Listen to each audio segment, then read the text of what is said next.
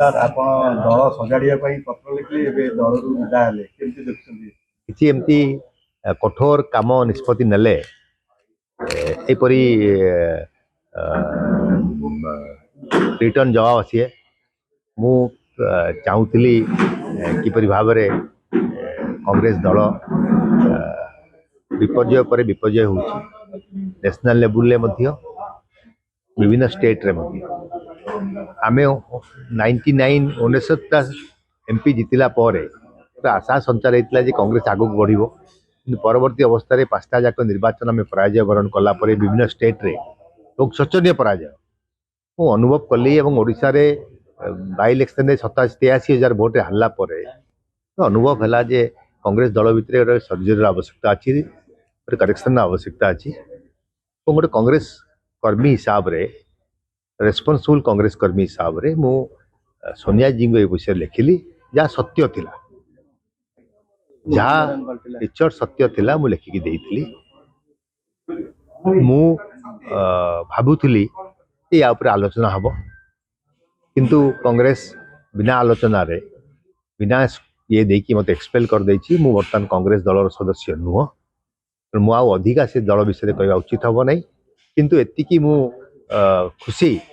जे मोर जो पत्र दिया 7 दिन चर्चार केन्द्रबिंदु रहा नेशनल रे आउ स्टेट रे एवं या ऊपर आलोचना होती निश्चित रूप आगामी दिन में कांग्रेस को सुदृढ़ करने ये पत्रटा सहयोग कर कांग्रेस दल रु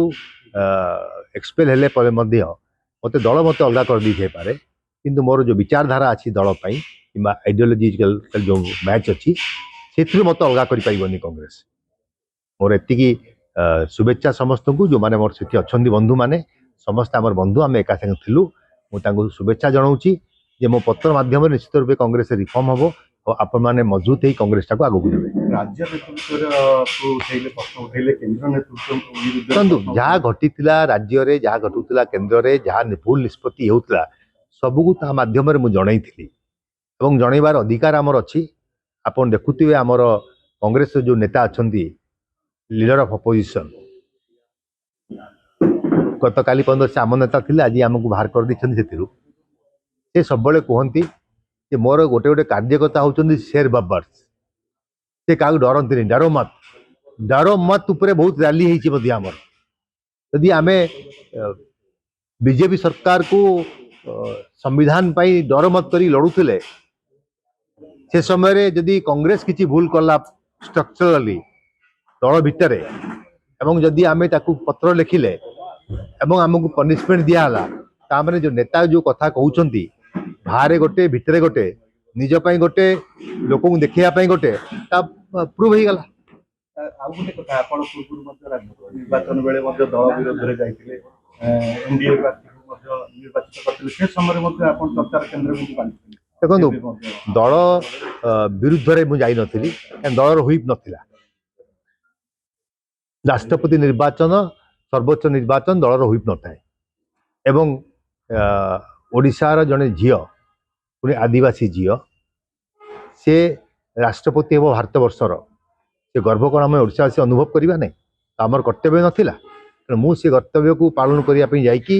निज विवेक को पचारि मु भोट देती या कन्फेस भी करी कहीं कल सका पेपर न बाहर जे कांग्रेस भितर किए गोटे क्रॉस वोटिंग कला जमती गुजरात रे 22 जन लोक भोट देले कांग्रेस लोक बीजेपी को भोट देले द्रौपदी मुर्मू को एवं से जानी पारे किए देखते क्रॉस वोटिंग है। मु से प्रकार व्यक्ति नुह जे सामने गोटे काम करी पछरे गोटे काम करी मुझे निष्पत्ति नहीं से निष्पत्ति मु अटल थी।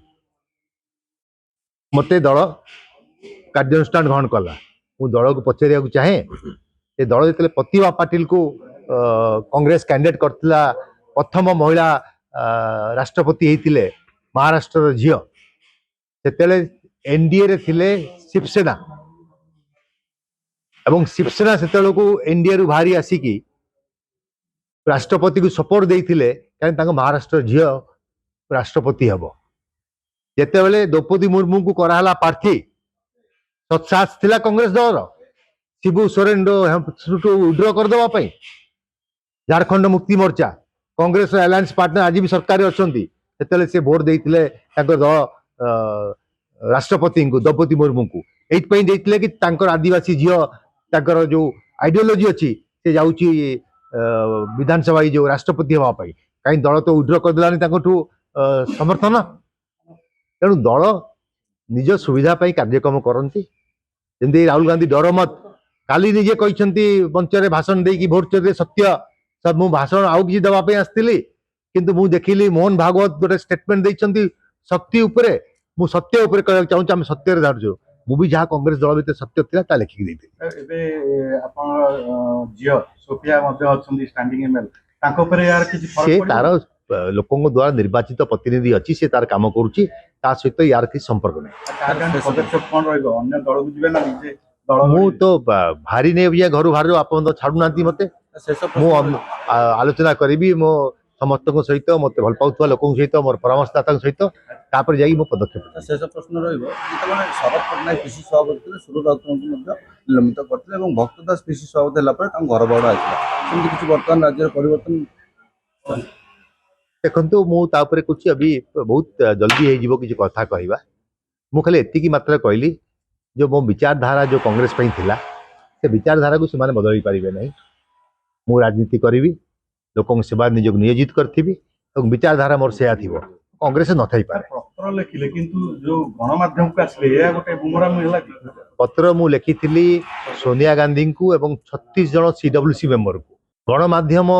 सबु चतुर्थ स्तंभ सबुठ बेसी चालाक से कौट ना कौट सब शिरारू क्षीर बाहर करते तेणु से केन्द्र को नेतृत्व पत्र पाई मत पचारि मु कन्फेस कर सत कथा कही